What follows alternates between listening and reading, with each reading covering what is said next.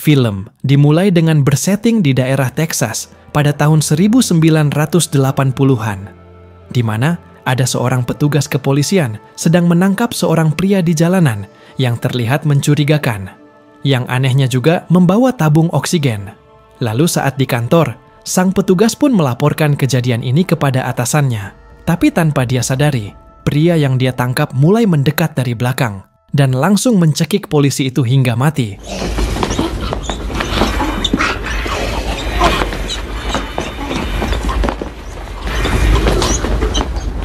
Lalu, setelah urusannya selesai, dia pun kembali ke jalanan dengan mobil polisi, memberhentikan salah satu kendaraan lainnya. Di sini, akhirnya kita tahu kegunaan tabung oksigen tersebut, yang ternyata dia gunakan sebagai kompresor untuk menembak. Di mana, lelaki tua yang menjadi korbannya pun langsung ditembak di kepala, karena Anton ingin mengambil mobilnya. Pria ini bernama Anton Chigurh. Adegan berganti ke seorang pria bernama Llewellyn sedang memburu sekumpulan rusa.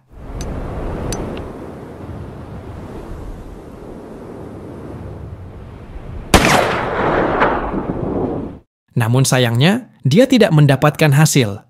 Dan di saat akan pulang, dia melihat ada jejak darah di tanah. Lalu setelah menyusuri, dia menemukan sekumpulan mobil yang berada di tengah gurun. Ternyata, di sana juga banyak mayat tergeletak. Di mana dia pun menemukan seorang pria Meksiko yang masih hidup di dalam salah satu truk, tapi keadaannya sekarat dengan luka tembak di perut. Namun, Llewellyn tidak berniat untuk menolong dan hanya mengambil sejumlah persenjataan di sana. Lalu saat mengecek isi bagasi truk itu, dia menemukan narkoba dalam jumlah banyak.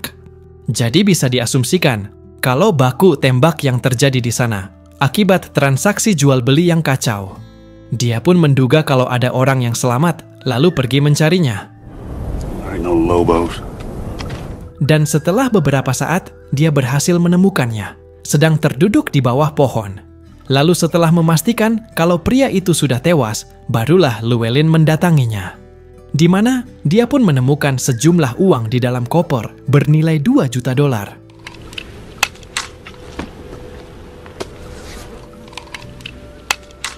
Namun, ia tidak melaporkan penemuan tersebut kepada pihak kepolisian. Dan, di saat pulang membawa uangnya, dia pun sekaligus menyembunyikan senjata di bawah rumah. Saat masuk ke dalam, Llewellyn disambut oleh istrinya, yaitu Carla.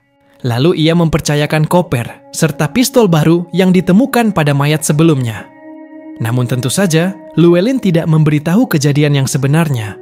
Saat malam, dia tidak bisa menutup mata dan terus memikirkan pria Meksiko yang ditinggalkan sekarat di dalam truk. Kemudian, ia pergi mengisi tempat air untuk nanti dapat menolong orang tersebut. Sang istri pun terbangun sambil bertanya apa yang sedang dia lakukan. Namun Llewellyn hanya bilang kalau ingin pergi keluar karena ada urusan. Padahal di dalam hati dia tahu kalau hal ini sangatlah beresiko. Karena berurusan dengan gembong narkoba yang tidak akan segan untuk membunuhnya. Saat sampai di lokasi, Llewellyn menghentikan mobilnya di atas bukit dan berjalan kaki ke tempat tersebut. Tapi dia menyadari ada sesuatu yang ganjil. Dan benar saja, pria Meksiko tersebut telah tewas oleh tembakan lainnya. Tak lama dia menyadari ada mobil lain yang mendekat. Sontak hal ini membuatnya langsung bersembunyi.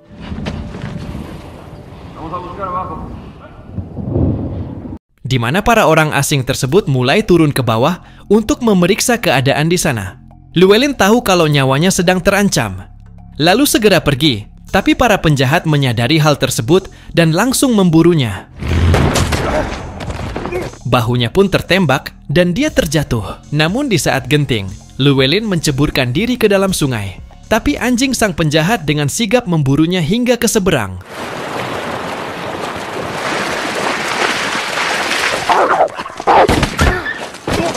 Namun, Llewellyn langsung menembak hewan tersebut hingga mati.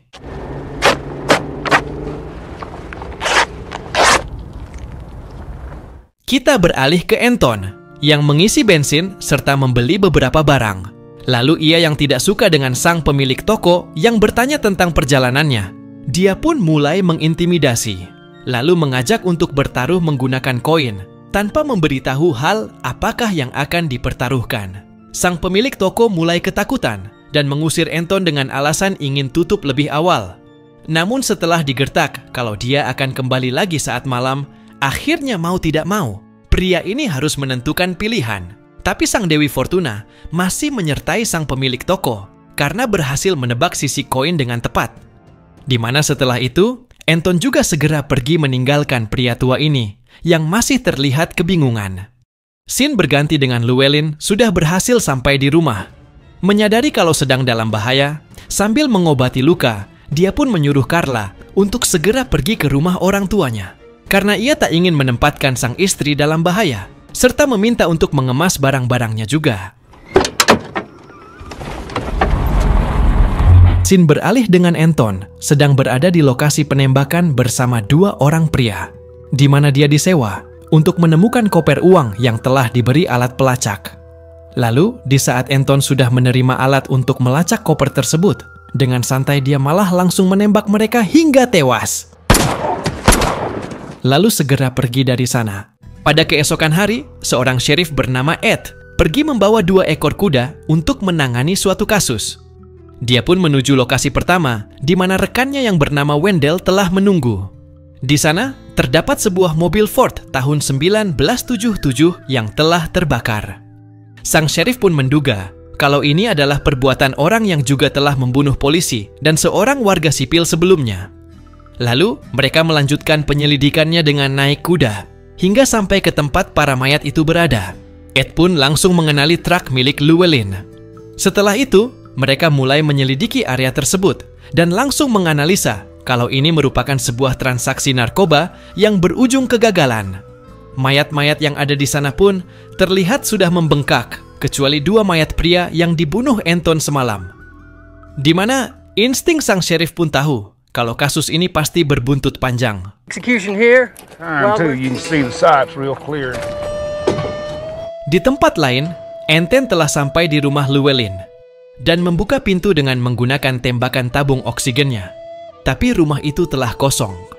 Dia mencoba mencari petunjuk dengan bertanya kepada pemilik kontainer tentang keberadaan Llewellyn.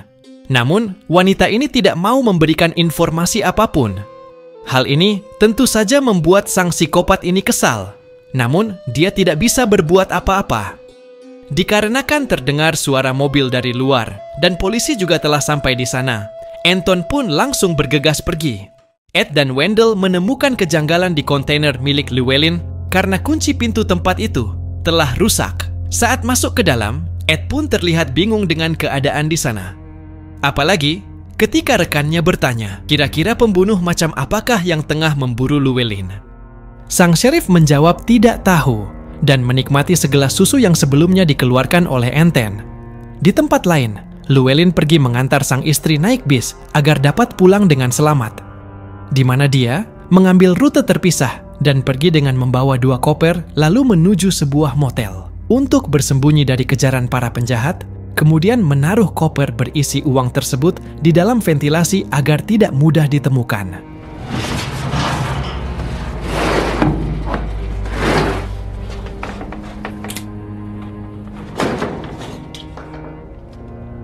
Anton juga mencoba melacak pria itu berdasarkan tagihan telepon yang sebelumnya dia temukan di dalam kontainer. Setelah itu, pergi ke daerah Del Rio. Dan di tempat lain, Llewellyn sedang pergi keluar membeli barang keperluan sehari-hari. Tapi saat kembali ke dalam motel, ada sebuah truk yang dia curigai. Sehingga, ia meminta sang supir taksi untuk pergi dari sana, guna mencari jalan lain. Keep going, don't stop. Take me to another motel. Esoknya, dia membeli sebuah senapan, serta sebagai keperluan berburu. Kemudian, memesan kamar baru di motel yang sama, di mana dia meninggalkan koper berisi uang dan memilih kamar yang terhubung dengan ventilasi kamar sebelumnya.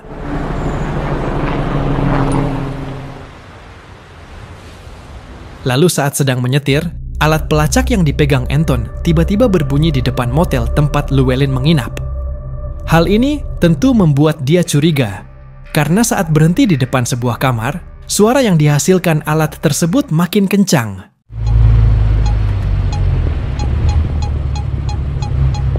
Anton pun menyewa sebuah ruangan.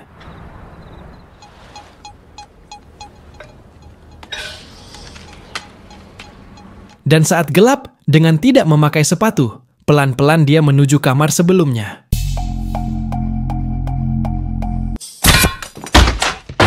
Namun, ternyata di sana tidak ada Llewellyn dan hanya berisi sekumpulan orang Meksiko yang nasibnya berakhir di ujung senapan sang psikopat.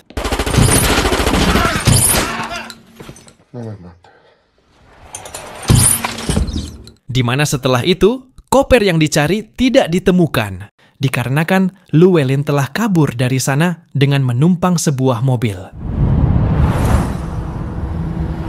Adegan kemudian berganti ke sebuah gedung di kota besar. Kita akan berkenalan dengan seorang pria bernama Carson. Ternyata, dia adalah satu dari sedikit orang yang mengenal asal-usul Anton. Dan pria yang diajak bicara adalah bagian dari sindikat penjahat, di mana merupakan sindikat pemilik uang yang ada di dalam koper. Carson pun dipanggil ke sana untuk mencari keberadaan Anton. Our period, that's up from 1,000. Sementara itu, Llewellyn terlihat sedang menyewa kamar di hotel yang baru. Dan saat mau beristirahat, dia baru menyadari kalau ada alat pelacak pada koper tersebut. Karena itulah, Anton berhasil mengetahui keberadaannya. Namun, hal ini sudah terlambat, dikarenakan sang psikopat sudah berada di depan pintu kamarnya dan membobol kunci menggunakan pistol oksigennya.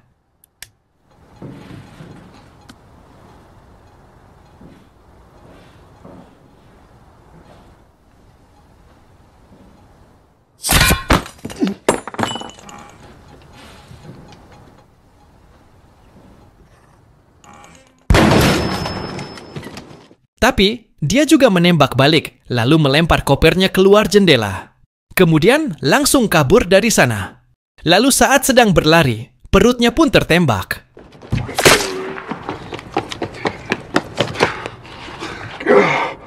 Tapi tak lama ada sebuah mobil melintas. Llewellyn pun langsung memberhentikan karena ingin menumpang. Namun inilah yang terjadi.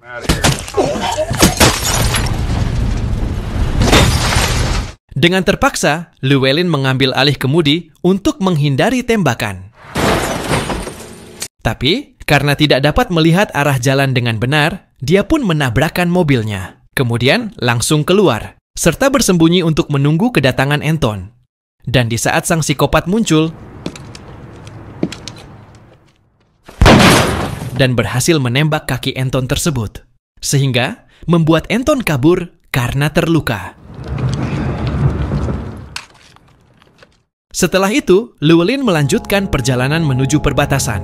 Tapi, dia sadar kalau tidak mungkin bisa melewati pos pemeriksaan karena kondisinya yang sedang berlumuran darah. Dengan langkah tertatih, dia bertemu dengan 3 anak muda. Ia menduga kalau Llewellyn baru saja mengalami kecelakaan. Dia pun mengiyakan dan membeli salah satu jaket milik anak tersebut. Lalu ketika sudah sendirian, Llewellyn melempar koper ke bawah jembatan dengan tujuan menyembunyikannya. Kemudian berjalan melewati perbatasan Meksiko. Malam itu pun dia lewati dengan tidur di taman, di mana saat pagi ia terbangun oleh sekelompok pemusik. Dan dengan imbalan uang, dia meminta tolong untuk dibawa ke rumah sakit. Di tempat lain, Anton yang terluka pun juga mencoba untuk mengobati dirinya dengan pergi ke apotik. Tapi gilanya, dia malah mensabotase sebuah mobil dengan cara menyulut api di tangki bensin. Sehingga kendaraan itu meledak. Hal ini tentu membuat semua orang panik. Dan dengan santai, sang psikopat pun mengambil berbagai obat yang diperlukan untuk mengobati cederanya. Lalu Anton menyewa sebuah kamar dan melakukan berbagai persiapan. Dengan telaten, dia membersihkan dan menyuntikkan obat untuk merawat lukanya. Tentu saja, kalau orang biasa pasti sudah meringis kesakitan terhadap proses ini, bahkan mungkin bisa pingsan. Namun sang psikopat tetap bersikap tenang, seolah-olah dia tidak memiliki emosi apapun. Scene beralih, di mana Llewellyn terbangun di rumah sakit dengan Carson di sampingnya. Pria ini pun memperkenalkan diri dan bilang kalau dia tidak datang ke sana untuk membunuh Llewellyn. Tanpa basa-basi, Carson langsung menawarkan kesepakatan agar mengembalikan koper berisi uang tersebut. Llewellyn pun langsung menolak dan berkata kalau uang itu telah habis digunakan. Tapi tentu saja, Carson tahu kalau ini adalah sebuah kebohongan dan memberikan Llewellyn kesempatan untuk berpikir ulang lalu pergi dari sana. Di tempat lain, Ed sedang bertemu dengan Carla dan berharap kalau wanita ini bisa memberitahu keberadaan Llewellyn. Dikarenakan dia tahu kalau nyawa pria itu sedang dalam bahaya, walaupun masih ragu akan kebenaran hal ini. Carla berjanji untuk mengabari sang sheriff jika nanti mendapat kabar terbaru. I don't know. You'll excuse me. Well, Adegan beralih ke Carson sedang menyusuri jalan di sekitar perbatasan untuk mencari petunjuk. Usahanya pun tidak sia-sia karena melihat koper tersebut di bawah jembatan. Hal ini tentu membuatnya senang dan langsung kembali ke motel untuk melaporkan penemuannya. Tapi saat hendak menaiki tangga, tiba-tiba Anton muncul dari belakang sambil membawa senjata, di mana dia mengajaknya berbincang di dalam kamar untuk menanyakan beberapa pertanyaan.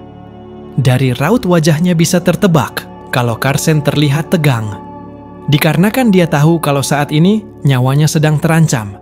Namun sambil tersenyum, Anton berkata kalau Carson harus menerima nasibnya secara jantan. You don't know too, sir. I'm placed on my feet. Telepon berdering dan tembakan pun dilepaskan. Lalu sang psikopat mengangkat panggilan tersebut, di mana itu berasal dari Llewellyn. Tanpa basa-basi, Anton berkata kalau ia akan tetap memburunya. Namun memberikan sebuah pilihan, jika mau menyerahkan uang itu, dia akan mengampuni nyawa Carla. Hal ini tentu membuat Llewellyn kesal dan balik mengancam sang psikopat tersebut. Dengan hanya mengenakan baju dari rumah sakit, dia pun mencoba kembali melewati perbatasan. Namun, ia dicurigai oleh petugas di sana. Tapi di saat bercerita kalau dia merupakan veteran perang, sang petugas langsung mengizinkannya lewat. Dia pun segera membeli pakaian baru dan langsung mengambil koper yang dahulu disembunyikan. Setelah itu, Llewellyn menelepon Carla untuk bertemu di El Paso dengan niat melarikan diri bersama karena ia tak ingin menyerahkan uang tersebut. Di tempat lain, Anton mendatangi pria yang dahulu telah memberikan tugas kepada Carson dan langsung menembaknya di tempat.